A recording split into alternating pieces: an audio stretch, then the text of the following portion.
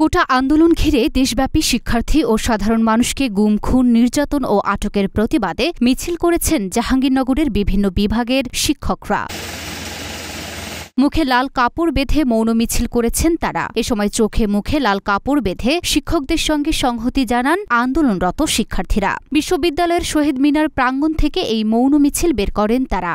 সমাবেশে দেশব্যাপী কোটা সংস্কারের দাবিতে আন্দোলনরত শিক্ষার্থী ও সাধারণ মানুষের হত্যা, তাদের উপর হামলা, নির্যাতন ও আটকের ঘটনার প্রতিবাদ জানান শিক্ষকরা। এছাড়া বৈষম্য বিরোধী ছাত্র আন্দোলন জাবি শাখার অন্যতম সমন্বয়ক আরিফ সোহেলকে মিথ্যা মামলায় রিমান্ড মঞ্জুর করার ঘটনার নিন্দা জানানো হয়। সমাবেশে যোগ দেয়া এক শিক্ষক চলমান পরিস্থিতিকে ৭১-এর কালো রাতের সাথে তুলনা করেন। তিনি বলেন, দুঃশাসন ও স্বৈরাচারী মন মানসিকতার দুঃশাসক যখন রাষ্ট্রের শাসন ক্ষমতায় থাকে তার পরিপূর্ণ নকশা ও বাস্তবায়ন এখন বাংলাদেশে দেখা যাচ্ছে। নিজ বক্তব্যে আরেক শিক্ষক বলেন, দেশে যে ভীতিকর অবস্থার সৃষ্টি হয়েছে এর দায় সরকারকেই নিতে হবে এবং সমাধান করতে হবে। সেই সাথে তিনি বলেন, শিক্ষার্থীদের দাবি মেনে নিয়ে নিজেরাও বাঁচুন, আমাদেরকেও বাঁচান।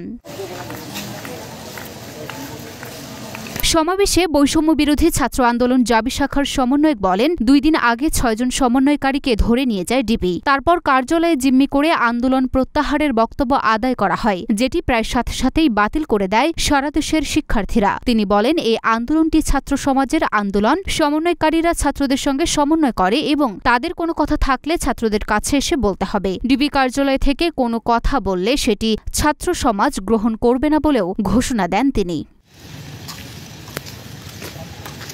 Luna Afroz Nipa, Dhaka post.